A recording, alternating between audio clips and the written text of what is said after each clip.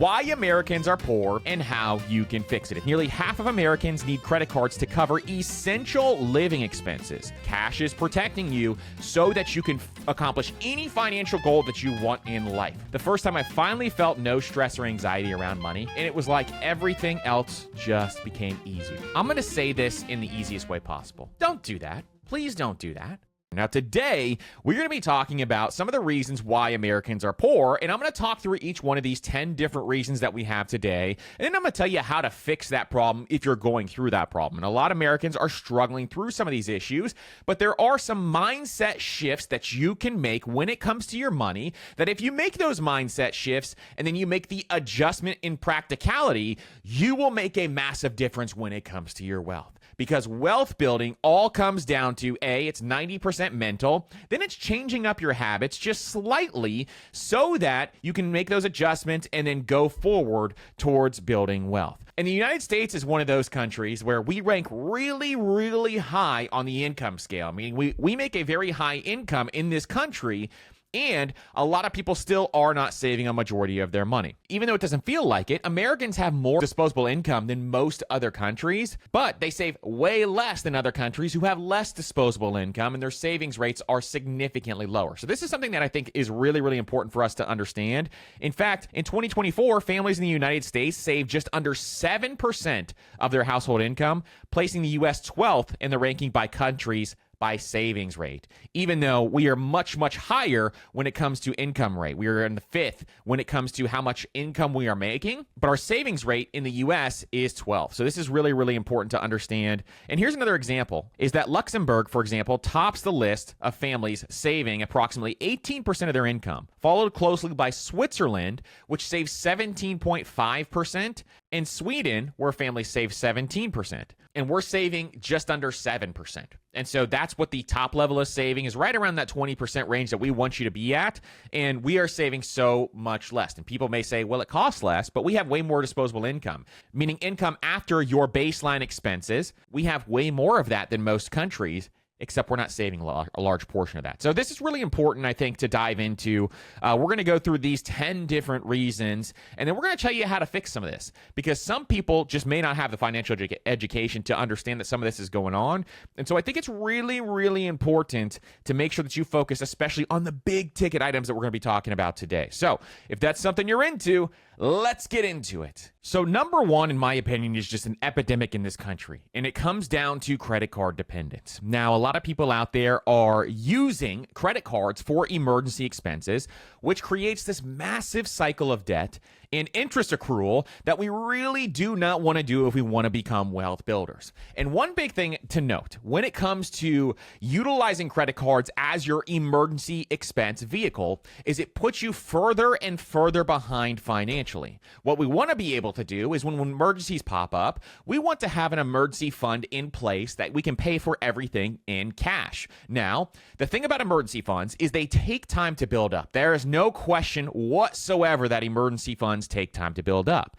But it is shown, and studies have shown, that people with cash on hand can take advantage of more opportunities. And this doesn't have to be a lot of cash on hand. This is when we talk about just having a cash buffer up front where you can have $5,000 saved up, and that will actually help you get through the majority of emergencies that can pop up. Because most people depend on credit cards. In fact, nearly half of Americans need credit cards to cover essential living expenses, a survey found recently from Bankrate. The survey found that 48% of Americans depend on credit cards to cover essential living expenses, and this is the most common among younger generations, where 59% of millennials use credit cards for living expenses, and only 29% of boomers rely on credit cards to cover essential expenses. And 28% of Americans believe it will take 5 years to pay off their credit card debt. And over half of Americans have reached their credit card limit at some point, and 29% admit they max out their credit card every single month. These numbers are very, very high. And the thing I want everybody listening to understand is, if that is you, I want you to understand the financial impact of this. Hey, I understand if you are just trying to get by, times are tough out there. I understand how difficult it can be. If you're not making enough money to make ends meet, that can be one of the most difficult things that you have to go through over time. And sometimes you have no idea where to turn except for your credit card. But if you can find a way to reduce this expense so that you do not have to rely on your credit card, let me explain to you what happens when you use your credit card and when you fall further and further into credit card debt.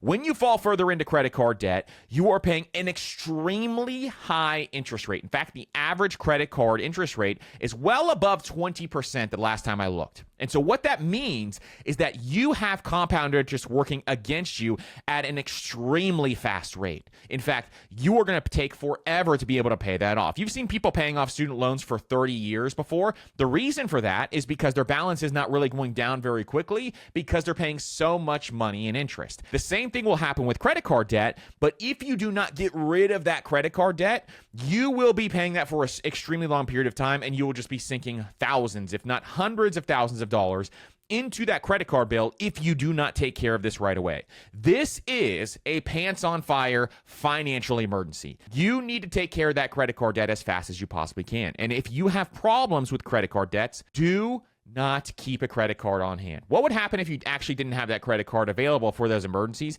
You cut those things up, and instead you had to find a way. Would you be able to find a way? And most people have the resourcefulness to be able to find a way. So this is something I would definitely recommend up front, is if you keep falling further and further into credit card debt because you cannot make ends meet, one big thing you need to do is get rid of them. And it is something that Dave Ramsey has talked about for a really long time. And if you struggle with credit card debt, I agree with him on this. You need to get rid of those credit cards. Instead, you can only use a debit card or a secured card if you need to build your credit back up. If you have poor credit, you can use something like a secured card, which works like a debit card, where you prepay a certain amount on that secured card. Then you can utilize however much is on that credit card, but you can also, it'll help you build up your credit score over time. The Chime secured card is a great one. They're a sponsor of this podcast. And that is something where you can definitely look into this and make sure that you stay out of credit card debt. This is why it is one of the first things I want you to do when you're trying to figure out what to do with your money first. One of the first things you need to do is get rid of that high interest debt because it will destroy your ability to build wealth. If you're just spending all of your extra dollars paying off credit card debt, it is going to destroy your ability to take those extra dollars and instead be able to invest them. Your credit card debt is robbing you of your financial freedom. Your credit card debt is robbing you of being able to have freedom with your time so you can spend more time with your family, so you can be able to spend more time with your kids, to be able to provide your kids with generational wealth. This is what credit cards are robbing you from.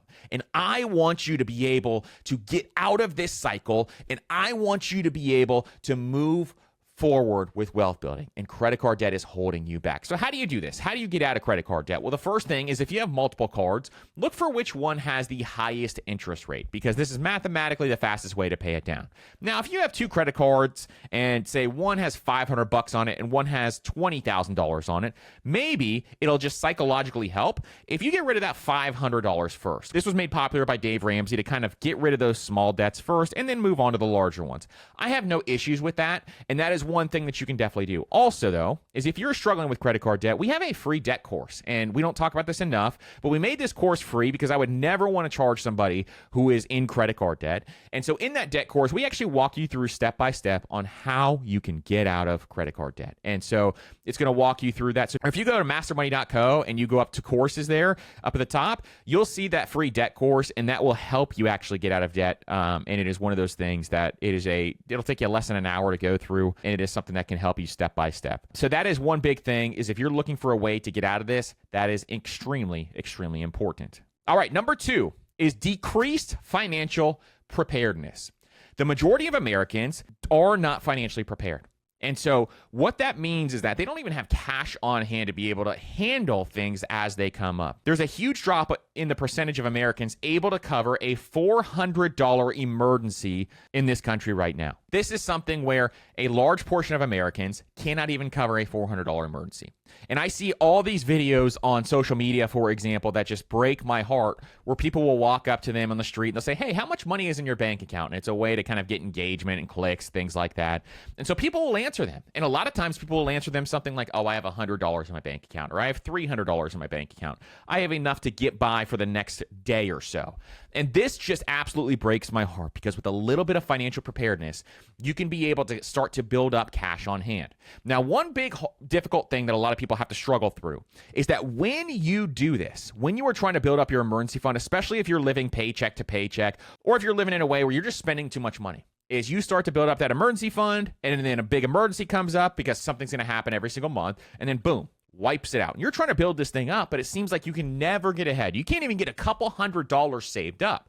And that's not your fault. That is most likely one or two problems. Either you're spending too much money, or you don't make enough income. And I'm sure you don't want to hear that you're not making enough income, but let me tell you something about income here. It is the propeller to allow you to build more wealth.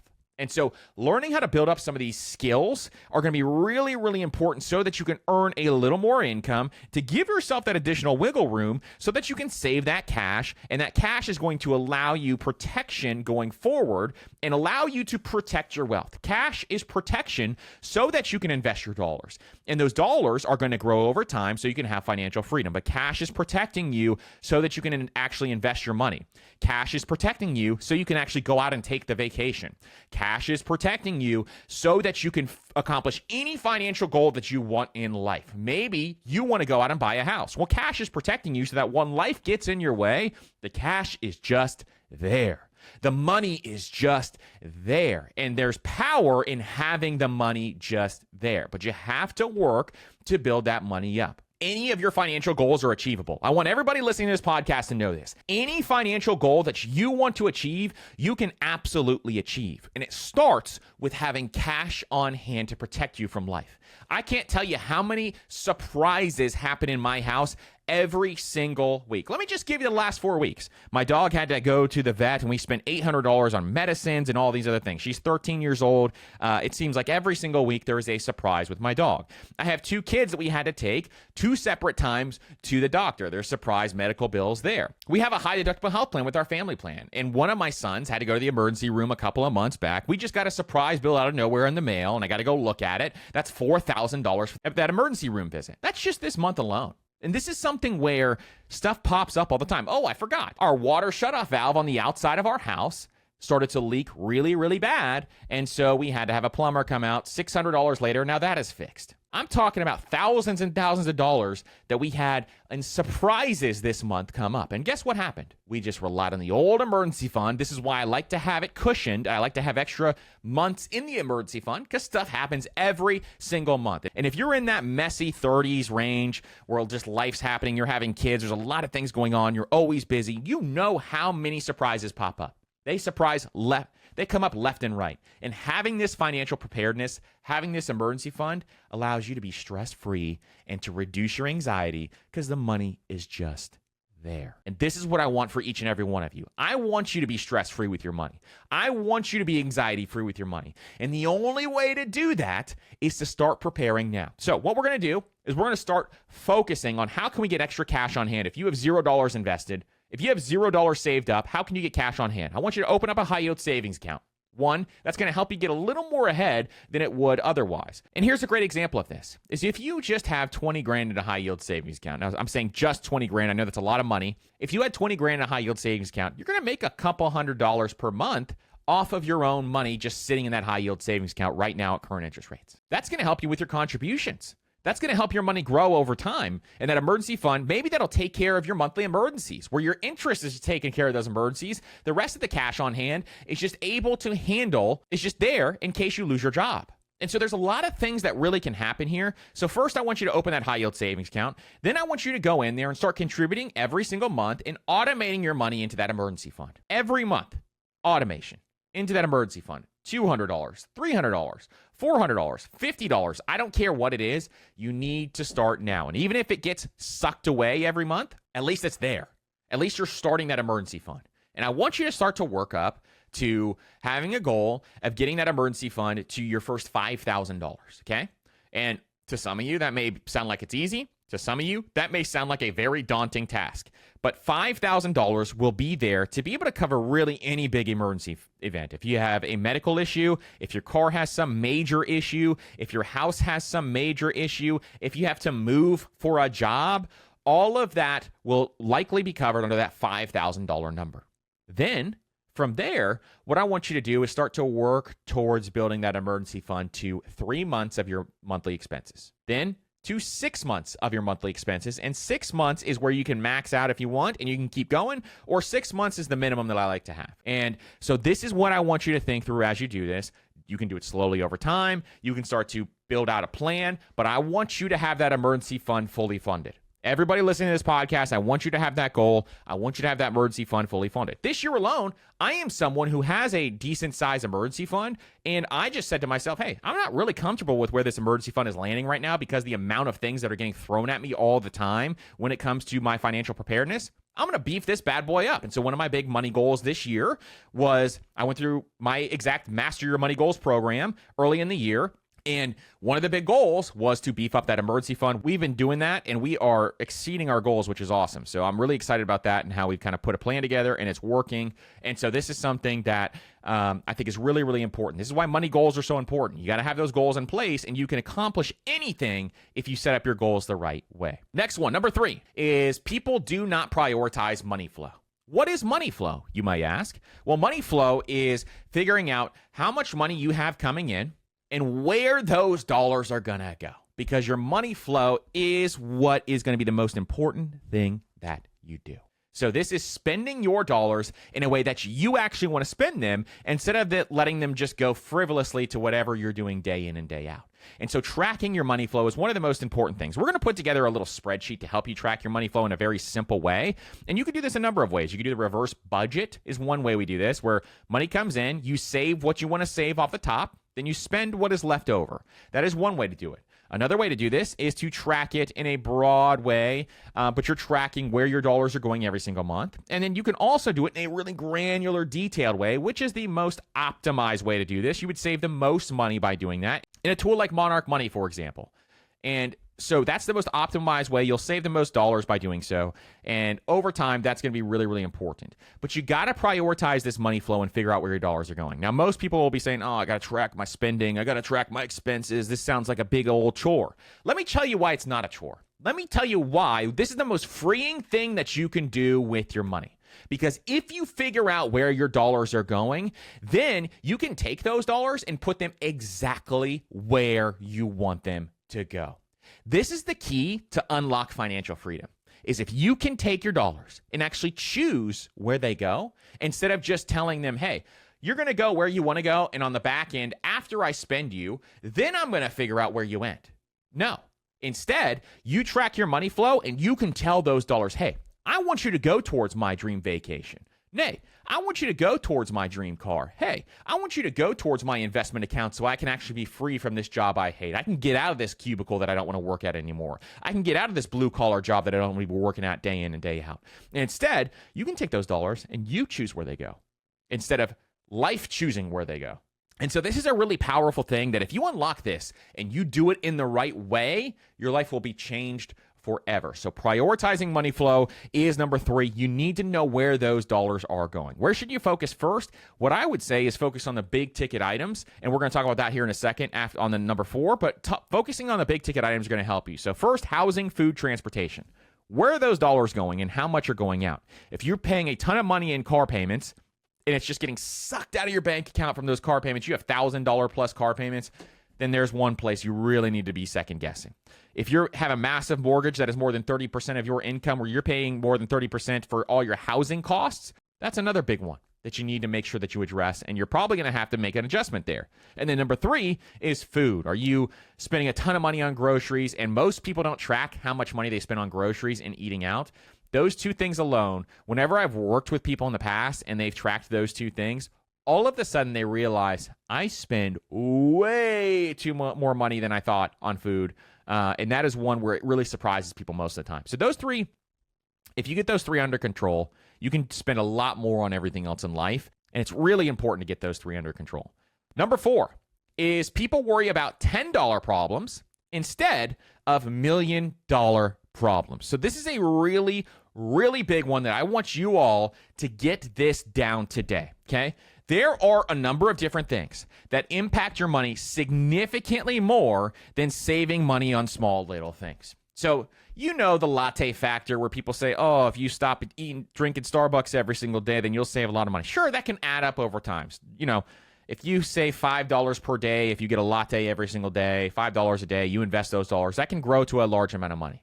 But I don't care if you drink your Starbucks every single day or not. What I care about is, do you focus on the $1 million money problems? Because these are the problems that are super important. We have an episode coming out on how to accelerate your investment returns. We got a number of things in here that we're going to talk through. And in that episode, one of the big things we talk about is, first, investment fees and how big of an impact investment fees have. And if you are just investing $1,000 a month over the course of 30 to 40 years, investment fees will have $1 million impact on your portfolio. So number one is understanding that investment fees will impact your portfolio $1 million. Saving on lattes will impact your portfolio in some way, shape, or form, but the investment fees will impact your portfolio over $1 million. That's number one. Number two is mortgage interest. Mortgage interest is something that most people don't think about. This is a six-figure money problem, okay? Because if you have a much higher interest rate on your mortgage, and you're paying that interest rate on your mortgage, over time, you will be paying a very large sum of money. If you've ever bought a house before and you look at the total amount of interest that you pay on that house, it's usually hundreds of thousands of dollars over the course of a 30-year loan. And if you have a really fancy house, if you've got a multi-million-dollar house, it's going to be even more than that. And so when you look at these statements, now think about, what if I invested the difference in those dollars instead? That is $1 million portfolio that you were losing out on because of that opportunity cost. So you got to think about the opportunity cost when you go through this. And that's number two, is mortgage interest. Number three is your asset allocation. Asset allocation means the types of stocks and bonds that you have in your portfolio.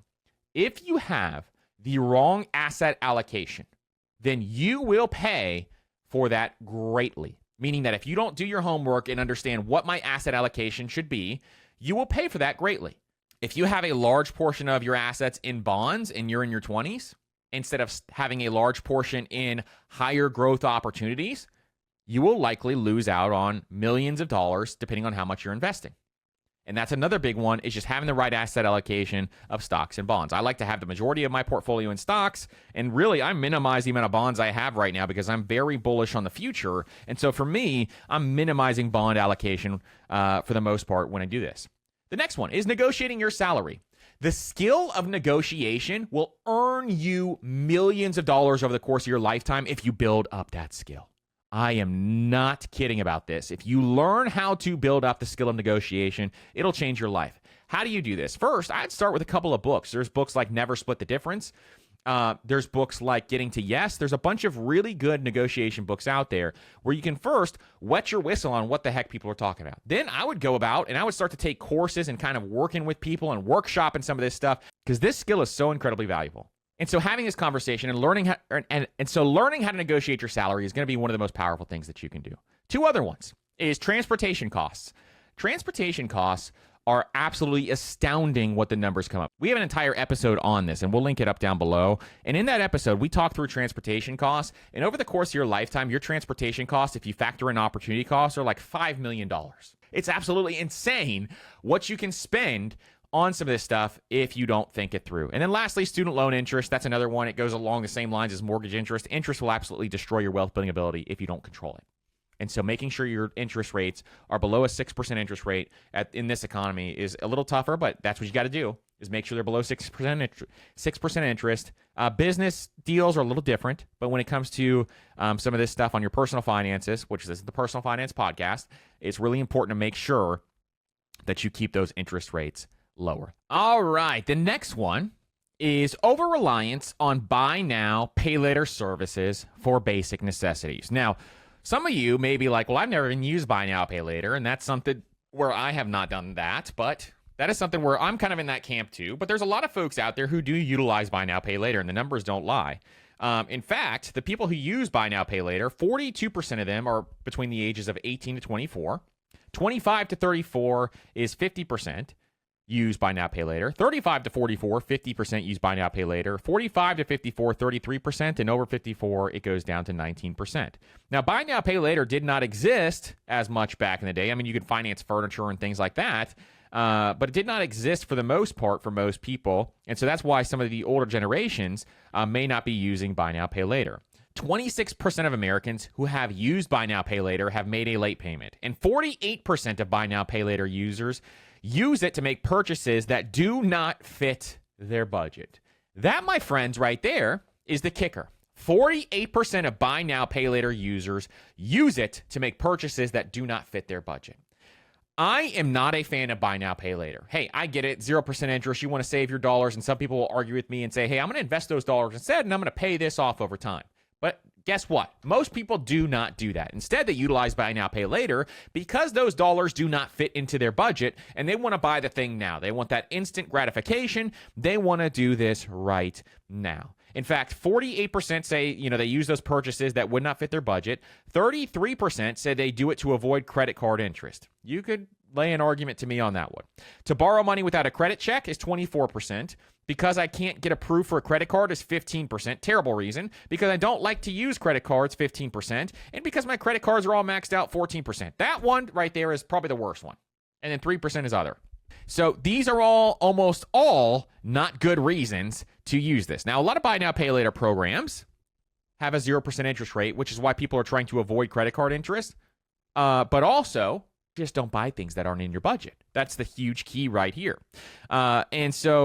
And you may be saying, well, it is something that needs to be in my budget. It's something that is a necessity that I need, and I'm doing this. Well, the numbers don't lie here. 46% of people use buy now, pay later for electronics.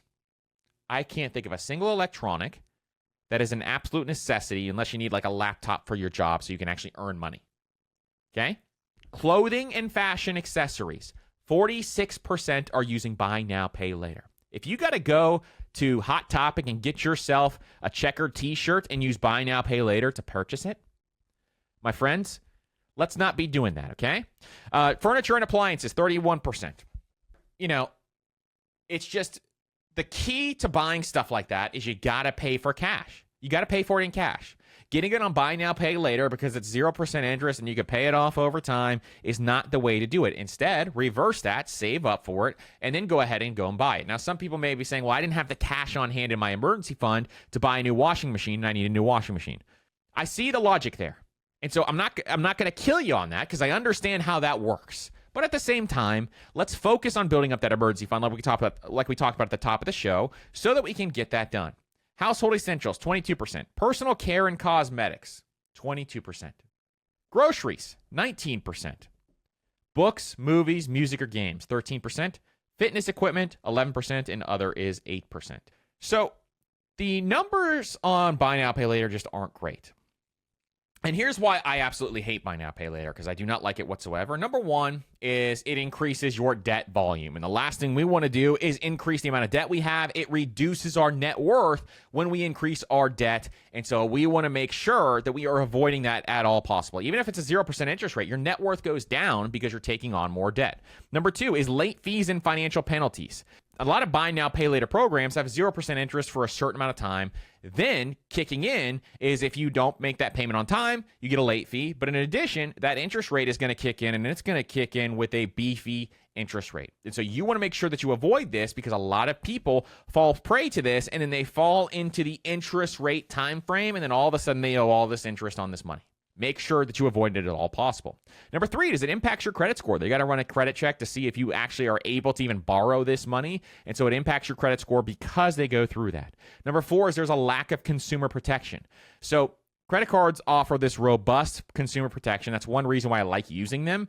But outside of that, buy now, pay later does not have as much consumer protection. And then obviously, most people are using it to extend beyond their budget, number five, and I absolutely hate that. So that is one big thing and why I hate buy now, pay later. Please, please, please, if at all possible, just make it one of your personal finance rules to never use buy now, pay later. Number six is lifestyle inflation and mismanagement of raises or bonuses. So one of the biggest things that happen to people is they become less wealthy because their lifestyle inflates over time. Now, some lifestyle inflation is really, really important, and I think it's very healthy to have lifestyle inflation. As time progresses, you're in your 20s, you're barely getting by, you're living like a college student, then you get married. Now there's 2 people in the house, and so there's more things that you want to go do together. You want to spend time together. You want to have nicer furnishings in the house. You want to be able to buy more stuff. You want to start to go on vacations. Hey, all of those are good reasons to inflate your lifestyle. Not to inflate it drastically, but all of those are good reasons for your expenses to creep up, and likely your income should be creeping up as well. So if you're going to increase your lifestyle, your income also needs to be much higher than the increase that you are increasing your lifestyle. Does that make sense? So this is another give and take on a scale. If your income increases, then you can increase your lifestyle a little bit. Income increases more, you can increase your lifestyle a little bit. But you still have to have a gap between your income and expenses so that you can take that gap and put this towards the things that you actually value, things like being able to invest your money so you can retire. And so this is why it's so important to understand how lifestyle inflation works. So what do? You get a raise, and here's our rule, the 50-50 rule. Ready? Every time you get a raise, you take 50% and you can increase your lifestyle, and then you take the other 50% and you start to put that towards investments. What this is going to do is it's going to really accelerate your path to wealth, and you're going to be able to invest so much more money over time because you did this. And then in addition, what it's going to do is also allow you to enjoy life. And so having this balance is so incredibly powerful when it comes to getting raises. So every single time you get a raise, make sure you think about this 50-50 rule, okay? Because what most people do is they don't do this whatsoever. They don't even think about 50% this, 50% that. Instead, what they do is they just make more money, then they spend more money all the way up to what they make or more than they make. Then they make more money, and then they spend all that money up to what they make or what they're going to make. They buy the brand new fancy car because they want to ball out in front of the homies. They buy the brand new giant house that's way more than they can afford. They go out and buy a bunch of different designer clothes or a bunch of different shoes. All of that stuff's great. In fact, I love that stuff. That stuff's pretty sick. But at the same time, you got to be able to afford that stuff and be able to invest at the same time. So I want you to enjoy that stuff, but I want you to progressively enjoy it as time goes on when you can afford it. And that is what's really, really important. Now, if you're the type of person who right now is living paycheck to paycheck and you get a raise, why don't we take some of those extra dollars and put them towards the emergency fund? Take some of those extra dollars and put them towards our investments. That's going to be something that can really, really help your financial future and make you comfortable with money and reduce your stress and anxiety. Wouldn't it be great to not have any stress and anxiety around money? That is a beautiful place to be. And I remember the first time I finally felt that. The first time I finally felt no stress or anxiety around money. And it was like everything else just became easier. I could breathe. I was able to breathe and not have to worry about where the next dollar is going to go. There's nothing worse than that feeling. And that is why this podcast exists, is to help you get to this feeling as well. To just be able to be calm about money. And so that's what I want you to be able to do as we go through this. And investing some of those raises and bonuses, really, really important. Number 7 is lack of financial education and planning. So we have an episode talking about how to develop a financial education plan. And we have an episode talking about how to put together your financial plan.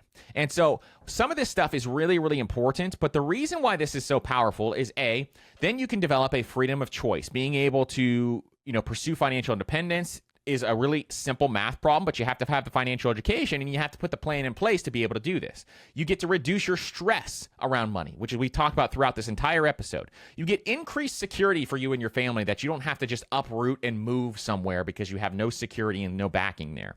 You also get opportunity for that early retirement, being able to retire earlier than you thought you would. You have opportunity for legacy building, meaning building a legacy for you and your family. You have empowerment in life, meaning you're empowered with your money so you can go do things that you want and you're more confident in your decisions. And in addition, you have the ability to help and invest in others. Who wouldn't want that stuff? I know I do. And so I think all of us really want to be there. And so putting together a financial plan is really, really important. Now, how do you do that? One of the ways that you can do this is you can pay an upfront fee to someone like a certified financial planner who can put together a plan for you, and they'll charge you an hourly rate, or they'll charge you just a one-time fee for the entire plan. So a lot of times it comes out to maybe a couple $1,000, okay? That's one option, and you got to find the right one and vet them and make sure they have the same type of goals that you have and those types of things. That's a great option. I think a lot of people should be doing that. Another option, do your research and put your plan together yourself. And there are ways that you can do this where you can put together a retirement plan and you can put together some other types of plans that are really, really going to help you. So I think this is a very powerful way to put together these plans, and it's something that you can really, really make a big, big difference. Number 8 is a low national savings rate. So at the top of the show, we talked about how there is a low savings rate. In fact, most Americans are saving less than 7% of their income. And so the personal savings rate in early of 2024, so far as we were looking at this for the very early part of this year, is approximately around 3.6%. And this rate represents a percentage of disposable income that Americans save. And so the highest we ever had it was during COVID, where Americans saved 33.8%, which is absolutely insane. And now it dropped all the way down to 3.6%.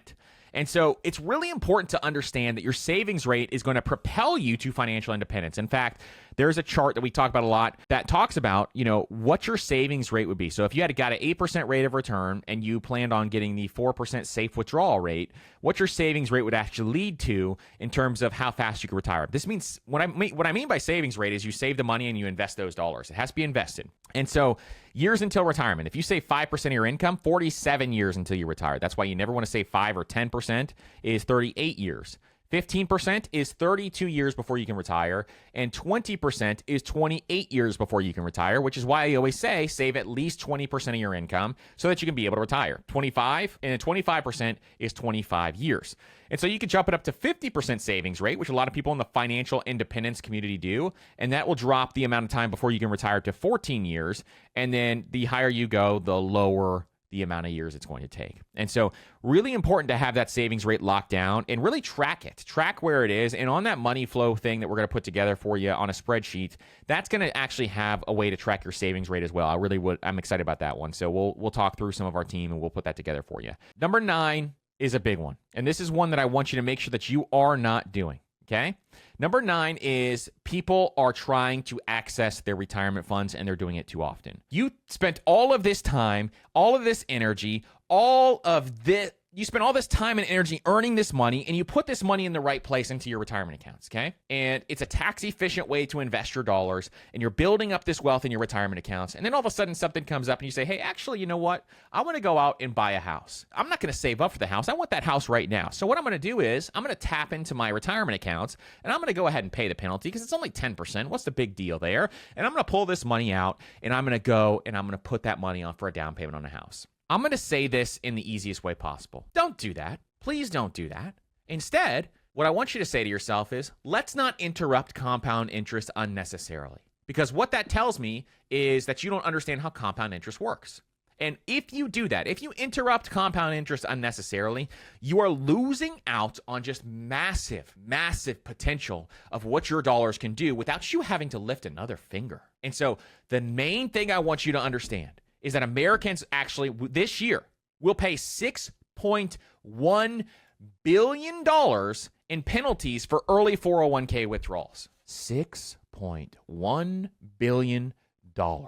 In fact, this has already increased 27% since the beginning of the year. This makes me want to pull my hair out sometimes. Please, for the love of all things stacking bundles, do not access your retirement accounts early unless you absolutely have to. If it's an absolute emergency, you're going to face in bankruptcy or whatever else you have to got going on, fine. Outside of that, please do not do this at all. A 2023 study showed that 41% of 401k holders withdraw at least some funds from their accounts when changing jobs instead of completing a rollover to an IRA or 401k plan. So this is one big thing a lot of people do is they think they have to withdraw the money when they move jobs. Instead, what you could do is just roll it over into a rollover IRA. We did an entire episode on how to do this, and there are services out there that are absolutely free that will help you do this, like Capitalize, that will also help you go through this process and do this. And I think for most people, if we can just try to do whatever we can to not access these accounts and continue to invest in them instead, it will be amazing what you can do with your money as you start to build wealth. Ramsey Solutions did a study. 80% of millionaires that they studied in a survey of 10,000 millionaires, 80% of them became millionaires in their 401k. Do you think they accessed their 401k early? No. Instead, they let that money grow. They let that money compound over time. They did not interrupt compound interest unnecessarily. And I want that for every single one of you as well. I want everybody listening to this podcast. We're all going to have $1 million investment accounts. All right, everybody, hands in the middle, $1, $2, $3 million investment accounts. That's what we're going to be doing as we move forward. Now let's get to number 10. Number 10 is that people just don't understand compound interest. And all of these things up front that we've been talking about, the first 9, show that most people just don't understand how compound interest works, because if they did, they would try to be shoving as much money as possible into some of these accounts so that it can grow over time. And compound interest is the most important thing that you need to understand. We're going to be talking a lot more about it on this podcast. We always do. Some of you are probably sick of hearing me talk about compound interest. I don't care. I'm going to say it till I'm blue in my face, because you need to be reminded and motivated to continue to invest. And so I cannot thank you guys enough for listening to this podcast episode. I hope this episode was helpful to you in some way, shape, or form. If it was, consider sharing it with a friend. Consider following this podcast. That's going to help us grow over time. And consider leaving that 5-star rating review as well. I cannot thank you guys enough for investing in yourself, because it's exactly what you're doing when you listen to this podcast, is you are investing in yourself. Thank you again for listening, and we will see you on the next episode.